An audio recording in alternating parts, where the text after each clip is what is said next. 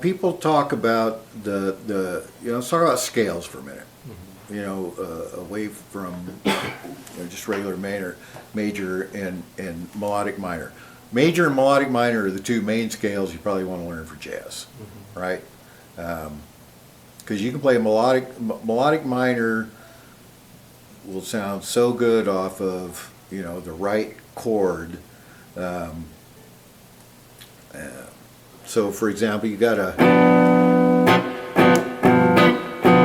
if you're playing a G dominant, any kind of G dominant, the rock G dominant,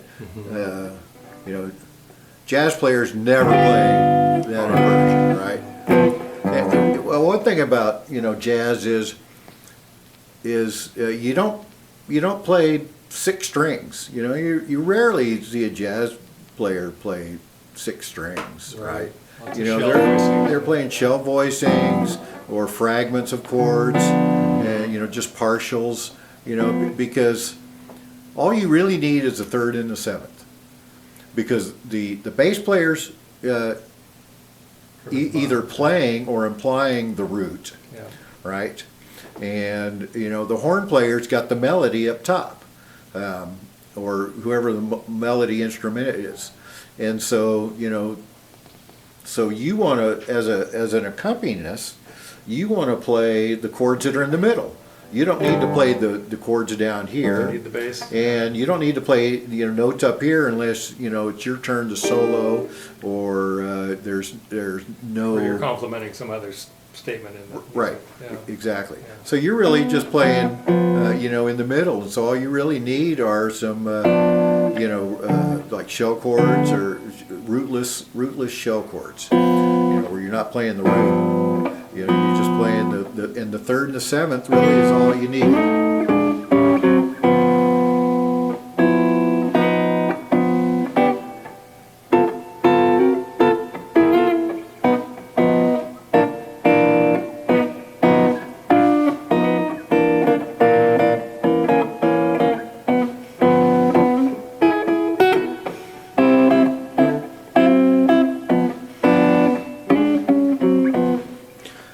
Yeah, that's what got me about triads, is it kind of opened up this whole, just the way I've been approaching playing the instrument is different. Right. Yeah. Right.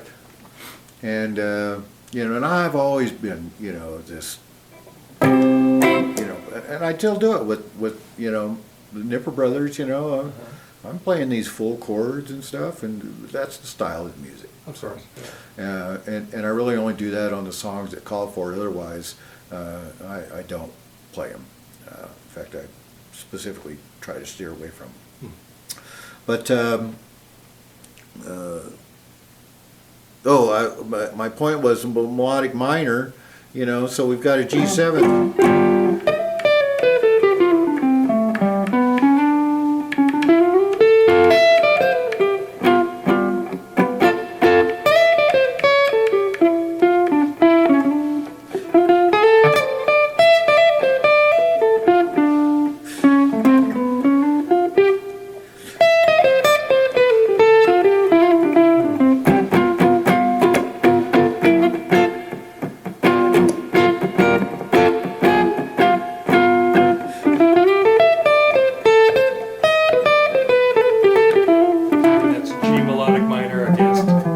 Against a G7, right? Yeah. And so I'm building it off the 5. Okay. And so anytime you have a dominant chord, you can take the 5 of that chord and play melodic minor.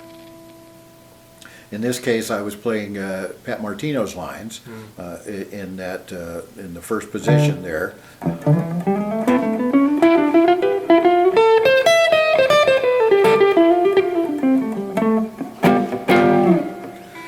And so, right, so that's one way you can use a melodic minor. Yeah. And That's good. and so if you know your melodic minors, then and I would start with a song that you're going to play in, for example. So Pete, for example, we had Tenor Madness, or Sunny Moon for two, you know, in B flat. We have a bunch of tunes in B flat. Well, what's the fifth of B flat? F.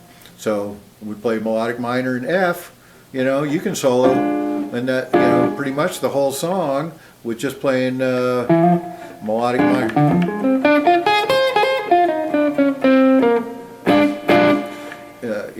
In B flat.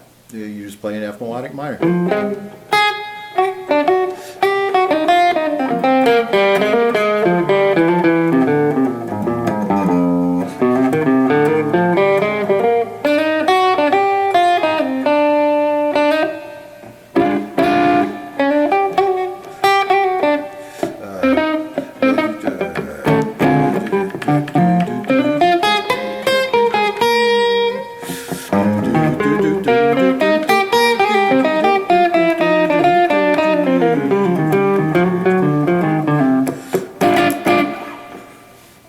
And so, so you do that. So major scale and melodic minor will get you A heck of a long ways. a heck of a long ways. So you got rhythm, you got phrasing, and you know, learning jazz vocabulary like pivot arpeggios would be beneficial. And it's pivoting around what? So a pivot arpeggio. So say we take the C major seventh chord. We take this arpeggio right here, right? Well, pivot arpeggio says from the first note, whatever the second note is, drop it an octave. Oh, Pivot down an octave. I see. So instead of Got it, yes, yes. Well, that's great for practice too. yeah, Yeah, yeah.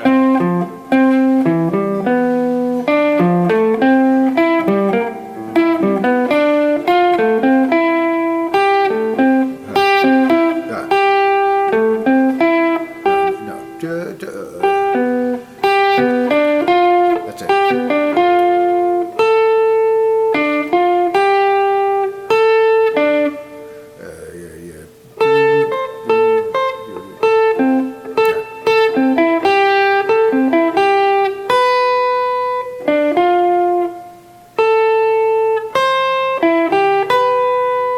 And some of them are easier.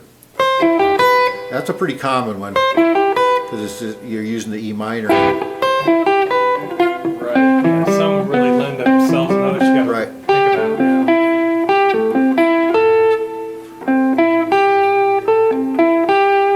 Yeah. So they have a nice sound to them, right? And it's a way to change directions. Yeah. And instead of just going up, you know, then you change direction and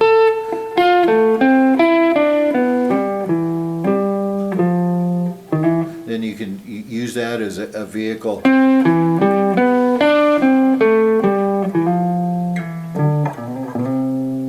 As a way to change directions and get into something else. So pivot arpeggios and enclosures.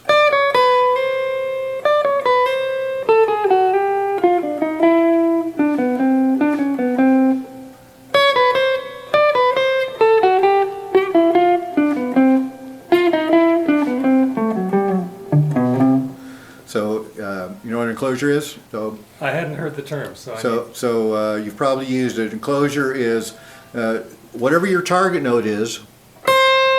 So let's say I want to target this note C. So rather than just going something like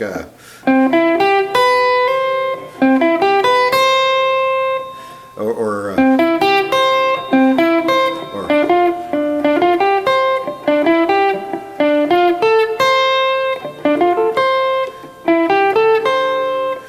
however I want to use that as my target note, instead of going right to the note, approach it from a chord tone above and a scale tone below. Oh, right. Got it.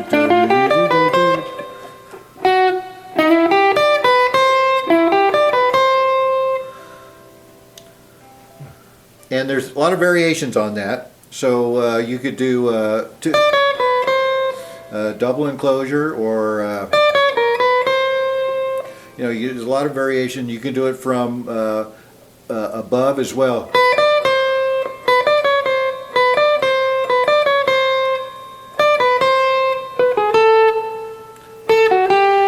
Whatever your Just different ways of moving into the target. right, but you want to go a half step. The idea is that you go from a the best way to think about it is from a chord tone above and a scale tone below. And sometimes that is, that, Sometimes it's half steps. I'm sometimes a whole debating step. call it because you can enclose it any way you want, Yeah. but just come from above and below, or below and above. Uh-huh. So you're surrounding that note. Some people Exact. call it a surround, Okay, right? You yeah. surround your target note, Sure. right? So that's a very common thing in jazz, and depending on how you surround it or enclose it, what tones you use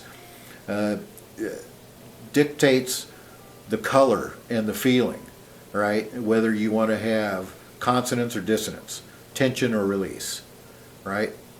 And so it depends on where you're at in your phrase, kind of determines how you want to enclose it.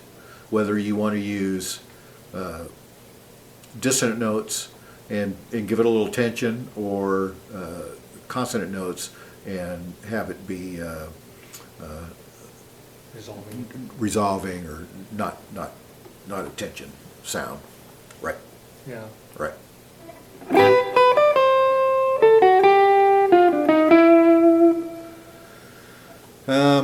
What kind of jazz stuff have you been listening to lately?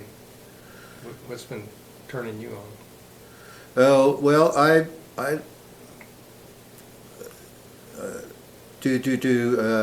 say Wes Montgomery Oh, yeah. is probably the, I've Unbelievable guy. kind of been working on,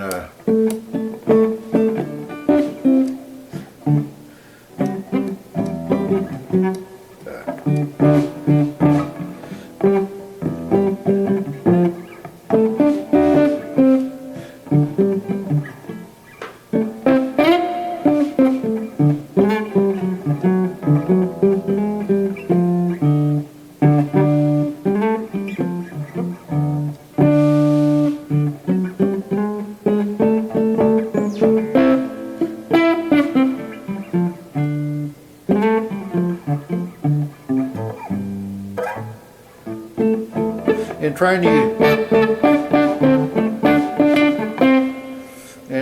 and seeing about using my thumb. I never really used my thumb much. Me I neither. just and kinda I see started a lot this. Of great guitarists.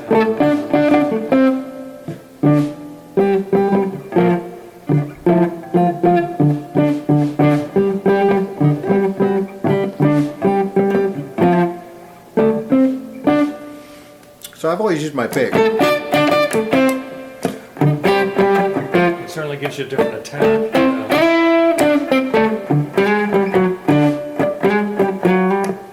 A whole different attack. Different And feel. and I'm used to this, so I tend to do it better, right? Or feel like I do it better.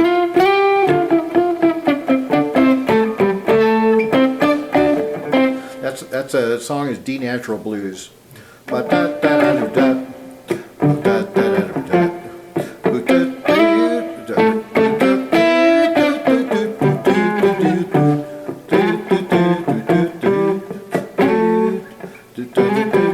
I'm still learning the melody, so okay. I just started working on it. But that's what I'm working on. That's one thing I'm working on.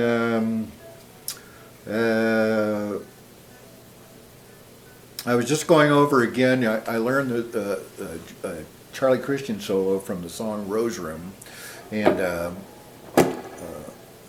couple years ago, and I've been revisiting it and actually went over that a little bit with my instructor last night, and so that's a cool solo. It's got some really cool things in it. So and then you know, I listen to a lot of Kenny Burrell and you know, some Grant Green. You know.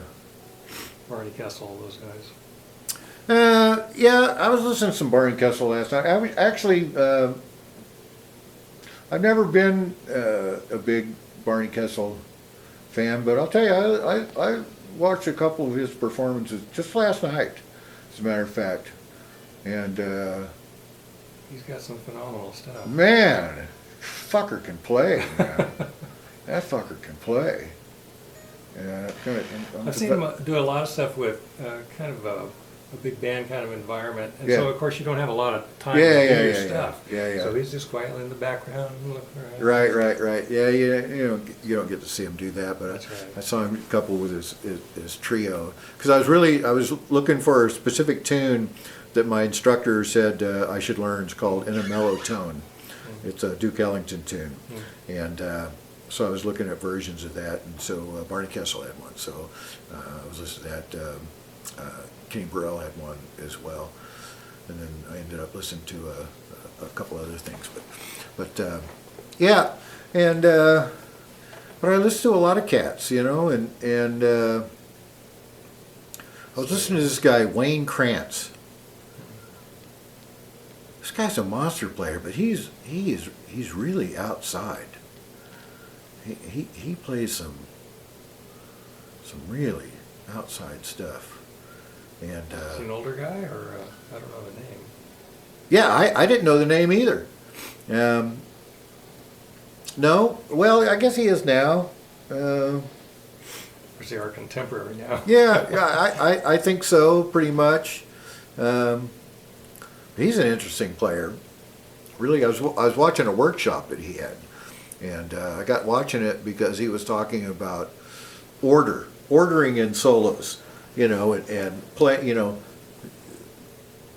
ordering kind of the way you approach things, and that was kind of interesting. And then I realized, God, I had never heard of him either. There's a whole nother. And I thought, God, this guy's pretty good. Let me watch it. And so I watched a couple of his videos, and he gets kind of out there. He's into some effects. You know, he's got an octaver, you know, his octaves, and he's got a kind of a phase shifting that he uses, and he gets some spacey sounds. But he's a really good player. And you know, there are other guys like you know. Joe Pass. Oh well, yeah, You can't sure, miss- you can't sure, miss some of these guys. sure. Joe Pass. In fact, I was just watching something about, you know, an approach that he uses. You know, and talk. You know, they're talking about how his chordal approach on stuff, and actually it was kind of fascinating because they were talking about his use of like inversions. So he was talking about this thing where they were going into some stuff and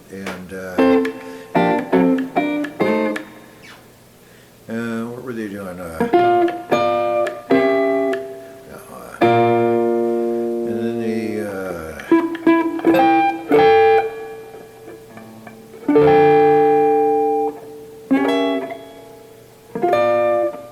And then you go to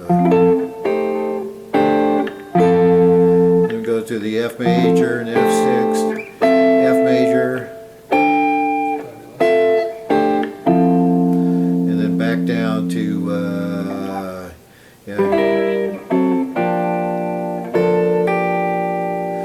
to the G minor 6 diminished, G7, G.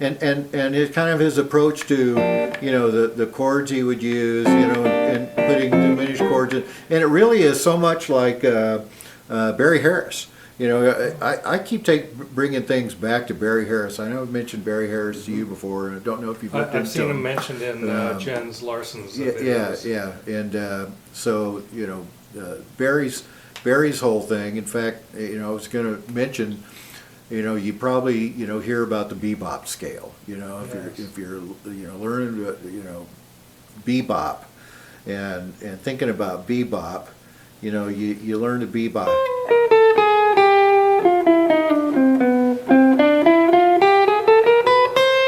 So bebop really is just playing the flatted seventh and the flatted sixth, just adding chromatics. Really, just about adding chromatics.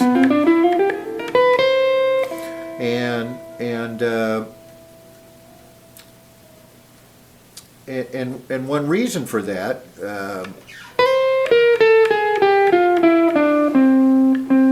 is because if you add these chromatics, if you add the major seventh, you put in the flat seventh, sixth, the flat sixth, and then go down the scale, you get 1, 2, 3, 4, 5, 6, 7. Sorry, what you want to add is, let me think, because I don't even think of in terms of bebop scale.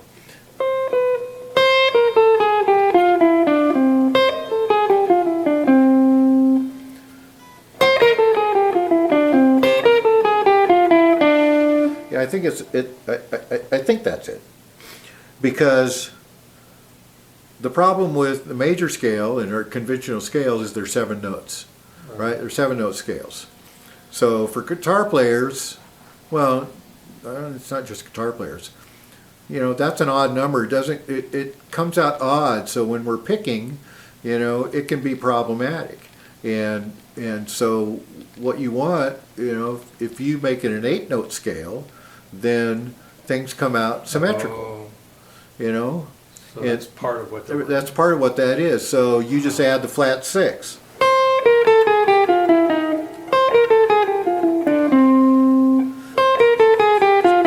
One, two, three, four, five, six, seven, eight.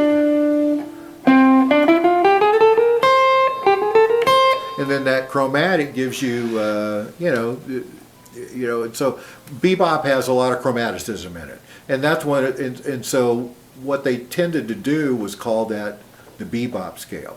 But Barry Harris doesn't use the term bebop scale because he didn't like the whole concept of bebop. And really, I mean, bebop derived from this concept of if you're playing.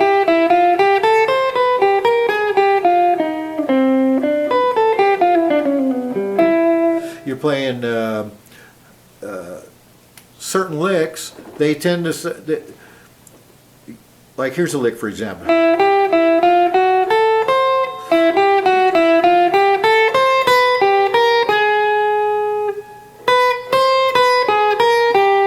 People will say that bebop came into existence because they would do this kind of a lick where we go bebop, bebop, bebop, bebop, bebop. They would do bebop, bebop, bebop. You hear that all the time, man. You'd hear that kind of end on a note, right? And they would say end it with bebop, and so it just got coined bebop. And I've heard that from more than one source. So you know, how else would you come up with a term like bebop? I don't know, but because horn players would do it. You know, it's a very Charlie Parker thing. Bebop, and so the term bebop. Barry Harris didn't like that because to him it didn't. The thing that made more sense to him was this idea of a making an 8-note scale, but adding the flatted sixth. So you get the root, second, third, fourth, fifth, flatted sixth, sixth, seventh, and 1. Now you got your 8 notes, and by adding that flatted sixth, it just creates a whole new world of possibilities, because what you've got is you've got a 6th chord, and you get your chords by triads. Play a note, skip a note, play a note, skip a note, play a note, skip a note, play a note. So you've got this 6th chord. What about the other notes? Start on the 2nd degree, play a note, skip a note, play a note, skip a note, play a note, skip a note, play a note, skip a note. Getting ahead of myself. Play a note, skip a note, play a note, skip a note, play a note, skip a note, play a note.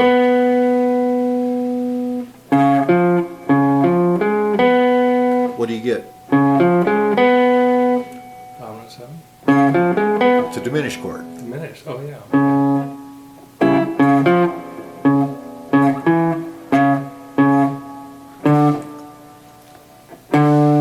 Sorry, I'm at the wrong position.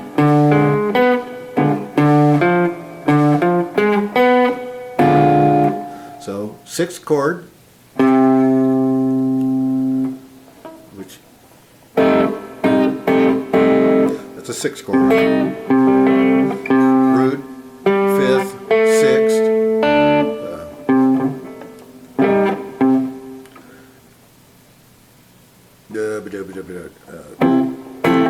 I actually can't play. My fingers won't stretch to get the 6th, so I always play a 6th chord like this. I played the 3rd instead of the 5th. But technically my fat fingers won't do it. I can't play that. And then the next one is a diminished. The next one is an inversion of the 6th chord. It's a C6, C, A is the 6th, E, the 3rd, A is the 6th, C is the root, G is the 5th. Go up to the next tone, you get a diminished chord. Go up to the next note, you get a 6th, C6. The 5th, the root, the 3rd, and the 6th. Now you go up to the flatted 6th, you get another diminished chord. You go up to the 6th, you get basically an A minor, and then you go up another chord to the B, and you get a B diminished, and you're back to C6. So you've got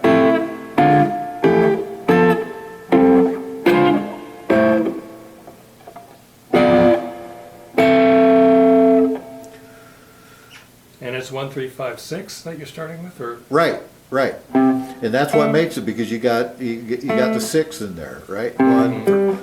It's 1, 3, 5. Play a note, skip a note. Play a note, skip a note. Play a note, skip a note. Play a note, skip a note. Play a note, skip a note. Play a note. so I should be able to arpeggiate that too. Right, exactly. And so now you have all of these, and 'Cause that's a great sound right there. yeah, isn't that a great Right. sound? Yeah. Right. Moved around. And then you get that in different different string sets.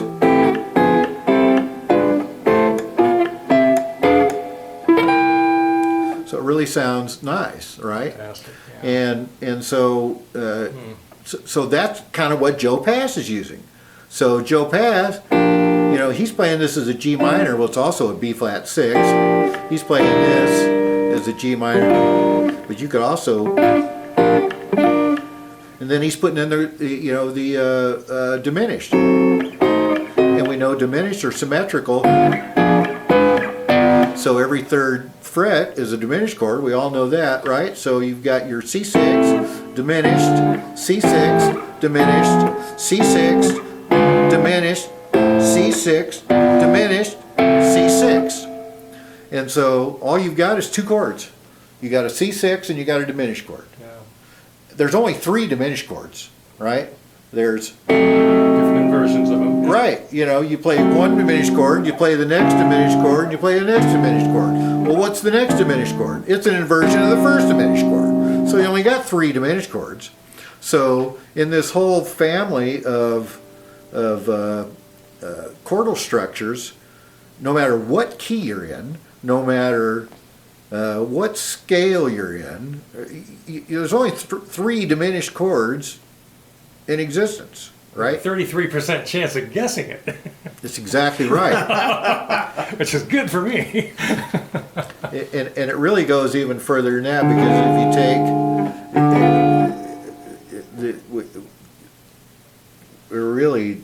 this gets really deep. And but just know that this whole bebop scale thing, if you just do Barry Harris's approach of diminished six scales, then you got everything you need. So he runs over that material right there that you were just doing. Oh yeah, that and more, right? Sure. Plus you can do it in all string sets. I'll tell you, the guy who's got the definitive video on this is Barry. Not Barry. What's his name? I can send you his information. Sure. But he has it's got about an hour and a half video, and boy, it's in depth. I go over it many times. And there's actually four diminished scales, 4/6 diminished scales. There's major, there's minor, there's diminished, and half diminished, I think is the fourth one. I am not paying any attention to, and most people don't, the last two. Well, the double flat I mean, I will eventually, but I'm so focused now on, these two, because you got C6, C major, and then you got minor. But the diminished chord's still the same.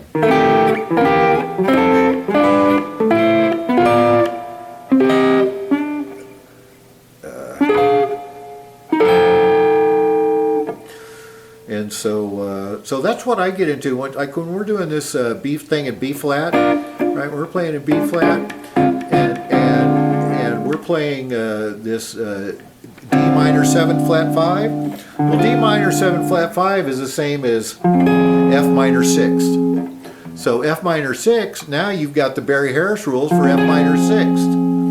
And inversion of, and then so you've got F minor.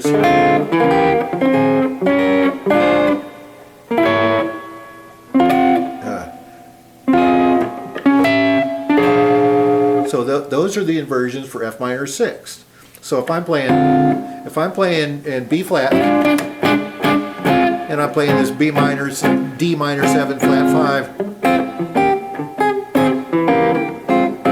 I can play all these inversions of F minor 6th, right? Beautiful. Thank Yeah. you. So I'm.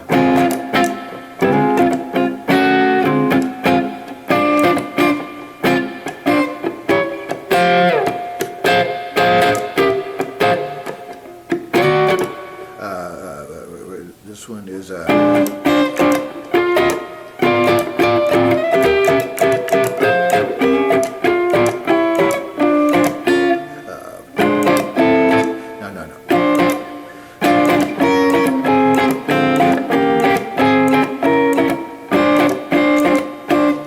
And you're just and the bass player, Oh, he's all over the place. Yeah, sure. bass player just. And I can be solo, I could do a chord solo in that, right? I haven't done this yet, but I could take, so I could take the top notes, whatever those are, and the next chord is, so I could go,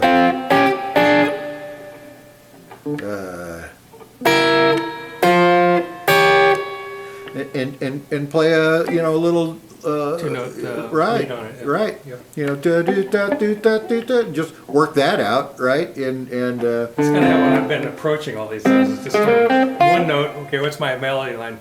What's the Right. note that harmonizes Right. for what I'm trying to do today? right, And find that and try to remember it. right, Yeah. right. And so so you talk about melody. When you're learning a song, learn the melody, right? And where it is, of course. Right. So for example, All of Me,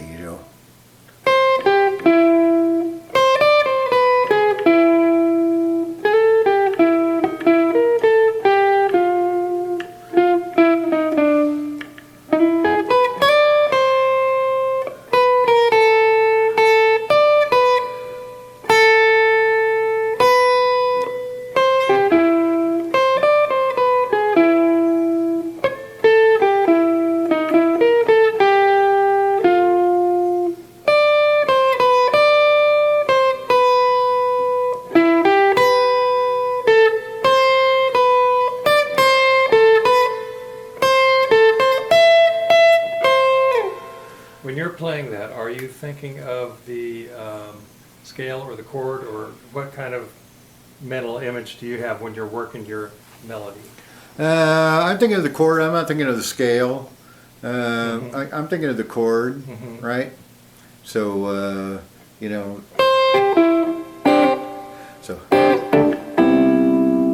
so C major 7, well it's C6, and then I play inverted side.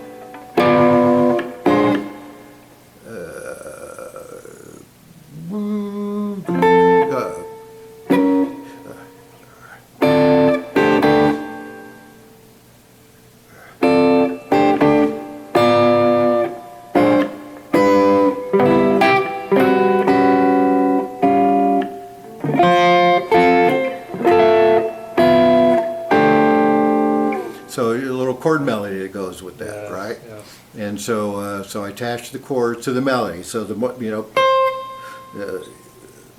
chord structure drives a lot of how you're placing it. yeah, but those it's just Sure. it's just da da da ba do do da do da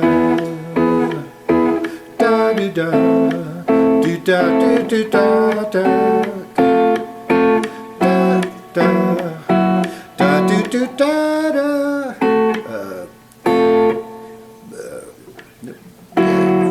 Oh, I went to the wrong chord. Ba-do-da, ba-do-do, ba-do, ba-do-da. Yep. Ba-do-da.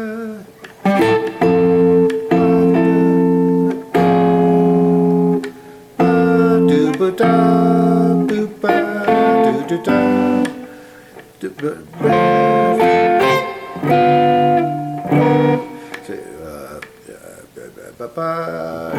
D minor, so first start with the basic chords, right? C to E, A minor, D minor, D7, back to E7.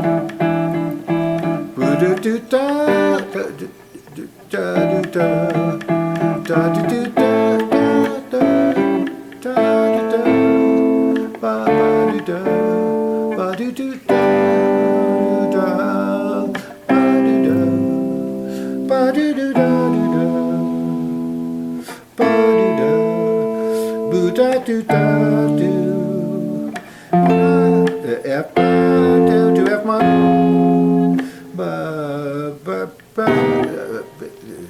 Da do da do da do da. No, do ba ba do do da do da da do do da.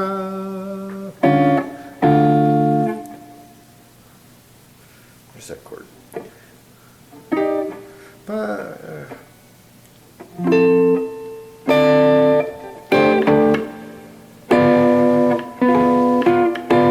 F minor, F minor 6, but F minor 6, do do da.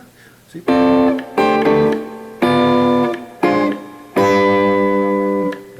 Yeah, that's E minor 7. E minor 7. Yep. Do do da da do do da do da do do da do da do da do da. Right. So just 2 5 7. 2 5 2 5 1. So yeah, learn the basic chords and then learn chords with color. Sure. You know, that jazz is really about color, right? It's you know, we don't like playing C. You know, we'd rather play C6. Yeah. You know, C6. You know, add the color notes, and I have that in my paper. I think color notes, you know, are 6, 9. You know, a 9's a nice color note. 13, you know, it's a nice color note. And then if you want, you know, altered notes that give it some tension, you know, then you flatten these. You flatten the 13th, or flatten the 9th, or flatten the 5th, right? So then you get, so that would be a nice color tone, and this would be an altered tone, a little bit of tension in there, right? So that's just a C flat 13, or add a flat 9. Or a raised 9, like the Jimi Hendrix chord. It's nothing but an altered chord. It's just an E sharp 9. It's just an altered chord. You know, it's so funny. Everybody refers to it as a Jimi Hendrix chord. You know, because people can relate to that. You know, the rock players, right? Exactly. You know, oh yeah, everybody knows what the Jimi Hendrix chord is, right? You know, jazz players been playing that for decades, Forever. right? And so, you know, and a good note, good chord that follows a sharp 9, it's a flat 9. Right. That a lot.